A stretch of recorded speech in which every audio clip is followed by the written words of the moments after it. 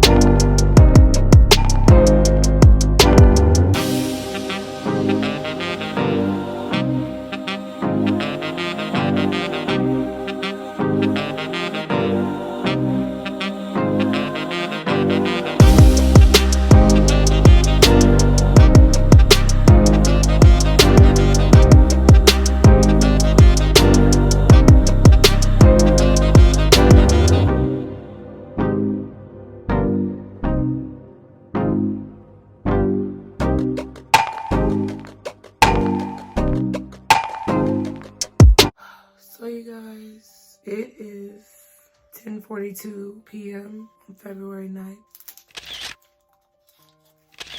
And I'm making another journal entry. I believe this is journal entry number 9. I don't fucking care. It's another journal entry. And I don't know if I'm crazy or stupid or what. But I don't know what God is doing in my life. I don't know what these tests mean. And I can't tell you why I feel compelled to make these videos. I'm really scared. And I feel really alone.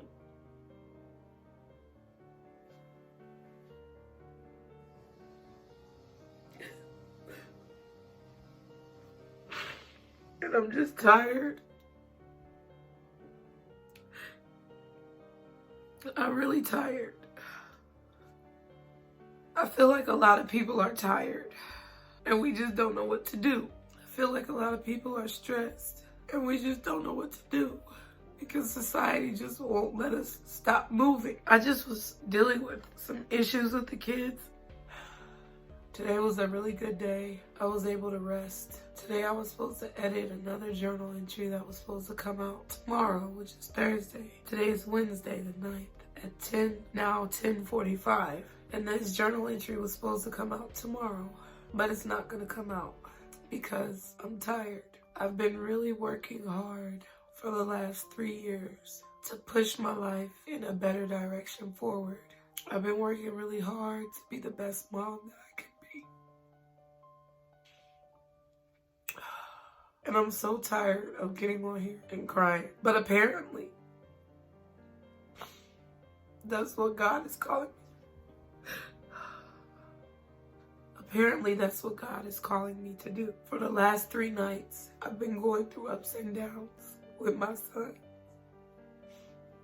I just don't know what else to do because I've tried so many things. And even as I speak now, I've been looking for resources to help more. I can't even look at the camera because if I look at the camera, I'm not gonna be able to say anything. I'm so tired. I feel like people are tired. I feel like the world is tired. They call us humanity, right? But I've just been sitting here for the past 30 minutes trying to figure out what is humane about us. What is humane?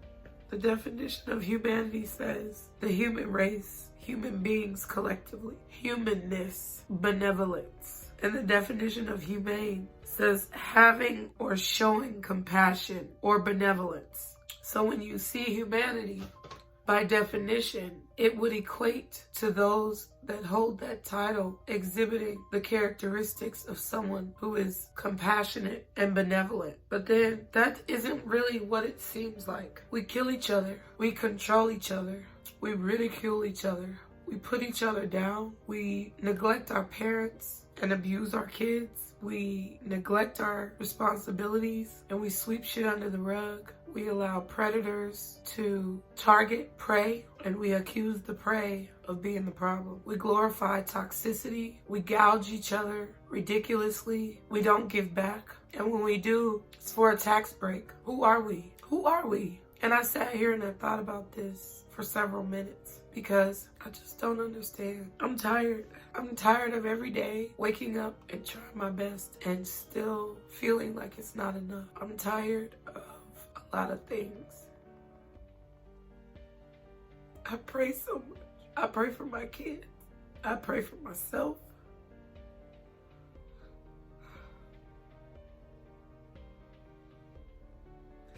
I even pray for the people who done me wrong.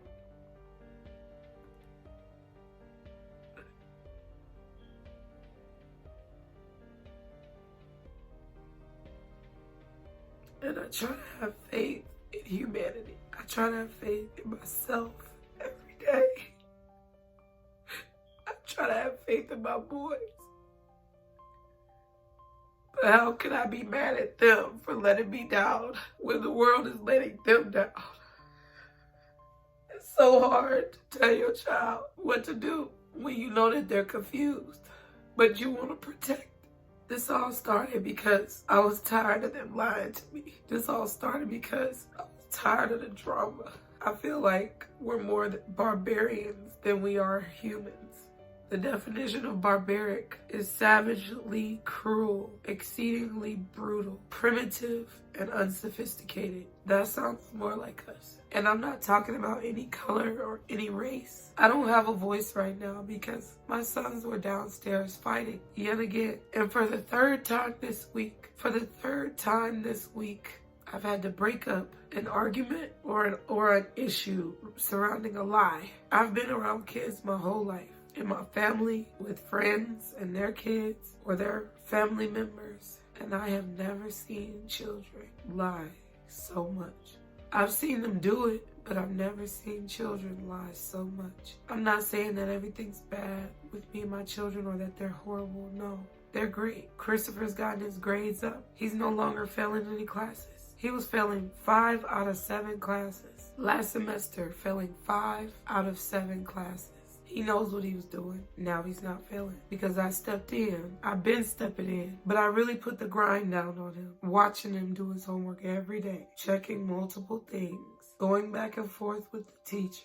Now he's passing all his classes. Not that I wasn't doing those things before, but when I checked him, he was doing what he was supposed to do. So I trusted him and he used that against me to lie. And it came through in his grades. Now, after all of the therapy, and after all of my support, coaching, whatever you want to fucking call it, parenting, he's not failing classes anymore. My oldest son, his grades were good all 6th grade, but for whatever reason, now they're dropping. So I deal with that. I try to encourage him. I try to push him. I try to get him to see the light within themselves. We pray together. I told him to say in the mirror every day, I don't have to be perfect. I just have to do my best to affirm that their effort is appreciated. We went walking today around the neighborhood because I said I'm gonna take a break. I gotta take my baby Snowflake to the doctor tomorrow. And I was like, you know what? I'm gonna just rest because I've been working really hard.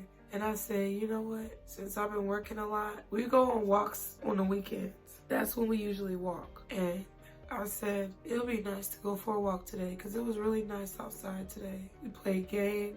My 10-year-old brought his skateboard. We all did challenges together outside. It was so nice. I had an affirmation come up on my phone that I shared to Instagram. It's talking about appreciating the people who support you. And it came up on my phone while we were walking. And I was like, dang, this is a really good moment. And I told all of them, I really appreciate you guys for being here and supporting me and coming together. Because since the last time I made a video, frustrated, we've been really working hard as a family to unite and come together. So we did that, and everything was going well. My 10-year-old finished his homework.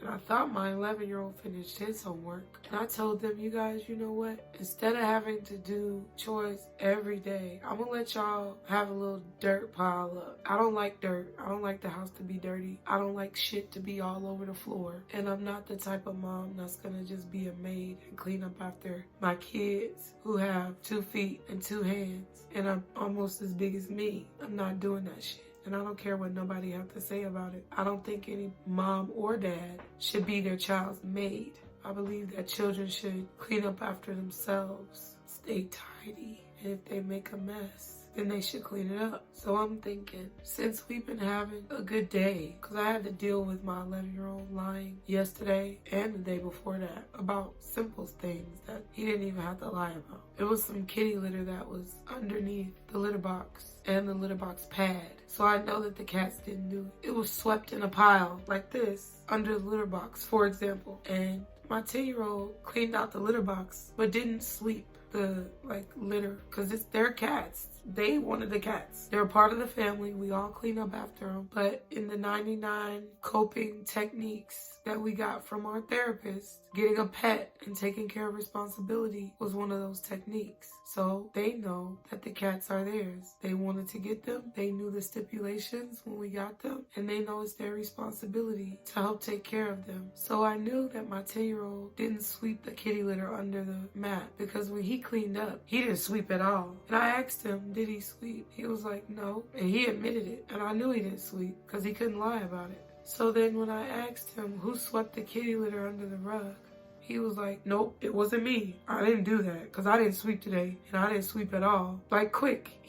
Something about kids that I noticed is that, at least with my kids, I can't speak for anybody else's child because that ain't my business. But with my kids, I noticed that when they lie, it's delayed because I can see their brain thinking of the lie. And their eyes go moving. And I know that whatever they're about to say is a lie. So he was very quick. And I could tell that he was telling the truth. Now, when I asked my 11-year-old if he swept the kitty litter under the rug, he looked around and he tried to straighten his face and said, no, I didn't do that. No. And then he was questioning himself no. And I'm sitting here because I'm just tired. At this point, I'm just tired. And it's a lot to deal with because I have to be honest about my shortcomings as a parent. I was a young mom, and that's no excuse. Regardless of the lack of support, regardless of the other parent, I have to take accountability for my actions as a parent. And I haven't always made the right decisions. I haven't always been as supportive as I could have been in situations where they needed support, and that's my cross to bear. However, what I do know is that I will not be made to feel guilty about that, because with every ascension and acceleration of my life forward, I've done everything that I can to give them the best life that I can. And after he admitted, finally, after blaming it on his brother, my 11-year-old blamed it on his 10-year-old brother. After blaming it on his brother and denying it for almost an hour and a half, he told the truth, and we had a moment, and he apologized to his brother and gave each other a hug, and my 10-year-old broke down and my 10-year-old cried in his older brother's arms because he just wants him to be there to support him and be his big brother. But my 11-year-old don't want to do it. I don't understand.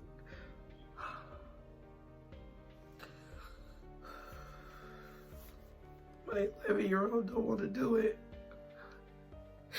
He just hurts him. He lies on him all the time.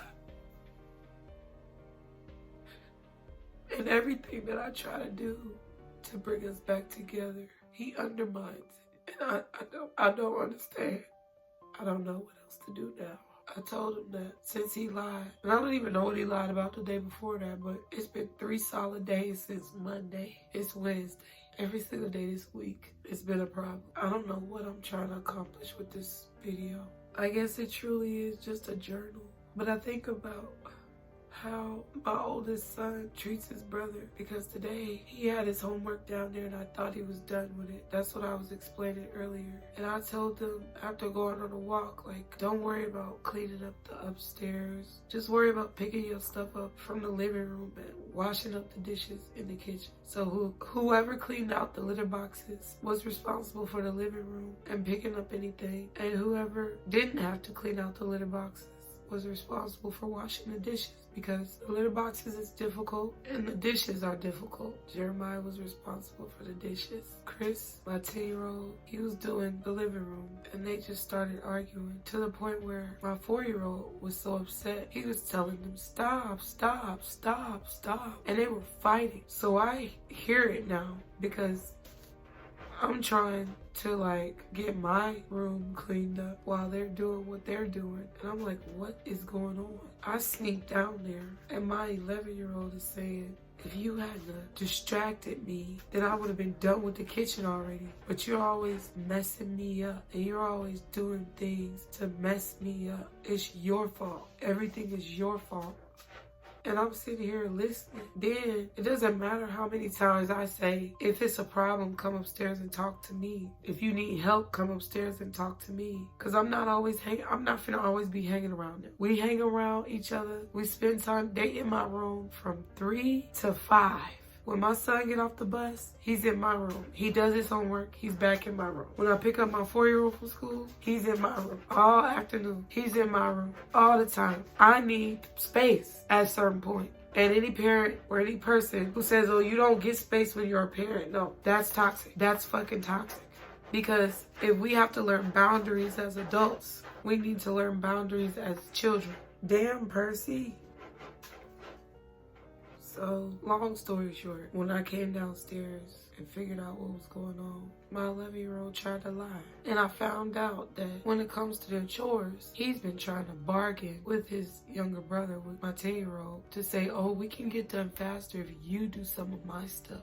And my 10-year-old don't want to do it. So when he doesn't want to, rightfully so. So when he doesn't want to do it, my 11-year-old yells at him and tells him it's his fault that he's not done because he didn't want to help him do what he was supposed to do. And I'm just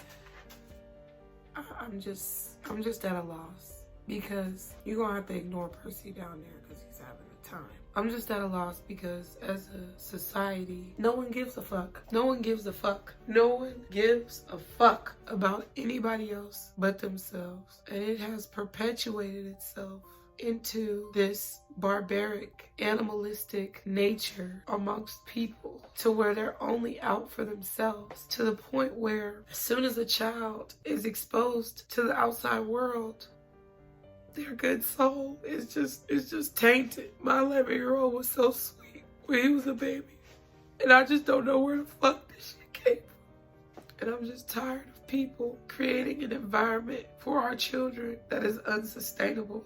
People are gonna get on here and they're gonna just chew me out. I just feel it. I feel like people are gonna just chew me out. People can say anything about me. I don't care. It might hurt, but I don't fucking care. All these people say, oh, we care about the environment, but all of us can barely breathe. People say, oh, we care about kids, but kids aren't being taught what they're supposed to be taught. They're not being given the clarity to understand how to treat people. And no matter how much you try to teach your child at home how to treat people, then they go out there and they see whatever else is going on and they just don't care. Because as a society, we've normalized barbaric behavior. When is this shit gonna stop? When is it gonna stop? When is this shit gonna stop? The government says they care about us. They don't care about us. Doctors, medical professionals say they care about people. They don't care about people. They cared about people. Healthcare would be free. They say they care about the environment. They don't care about the fucking environment. We can't breathe. They say they care about animals, but when you need to go take your animal to the vet, it's thousands of dollars. But they say they care. They say they care. They say we're coming together. I say we're falling apart. When you see people like the Miss USA woman, Chelsea, who committed suicide, it's no question why she did it. People like, oh, why would she do it? Because this world is trash. And for a lot of people, it's extremely hard to bear. I would never commit suicide, not judging, but I would never be able to because I feel like I'm just a wimp, I guess. I don't think it's any badge of honor to do that, but it takes a certain amount of courage to take your own life. And it's not in my blood. I would never harm anyone, and I just usually suffer through things. But it's no wonder why she did it. People are trying to figure out what was going on. It was the weight of this world, the pressure that we put on ourselves and each other, and the pressure that's put on us with no remorse. But we're supposed to just grin and bear it. And I have a question. I have a question that you maybe should ask yourself. How much will it take until you get tired? What's it gonna take for you to stand up and be tired? And as you answer that question, I need you to share this video because shit has to change. Shit has to change on an individual level so it can change on a monumental level. And once you ask that question to yourself, I ask government leaders, politicians, lawmakers, enforcers, what's it gonna take until you're satisfied? Is it gonna take bodies in the street? Is it gonna take total collapse of the government? Is it gonna take a Grand Theft Auto-esque San Andreas look-alike with all the cheats on type of environment for y'all to stop fucking with people? For y'all to stop pitting people against each other? For y'all to stop victimizing your own people? What the fuck is it gonna take? You twisted ass pieces of shit. What is it gonna take? Because you think that your bunkers are gonna hide you from the demons that you're letting run free on your own people? I don't care what color we are. I don't care what color you are. If you're a human, you're the same. And you're doing this to your own people? Is it gonna take for the Decepticons to come down and show you that they don't care about you for you to make things change and stand up for your own kind? I don't fucking know. Maybe this video is gonna fall on deaf ears. Maybe not. But as I listen to my children be confused about their own personal decisions and not sure if right is right and wrong is wrong because of everything that they see, I have to speak on it. I really pray one day things won't be so difficult for the people who are innocent. And when I say the people who are innocent, I mean children. You were a child once.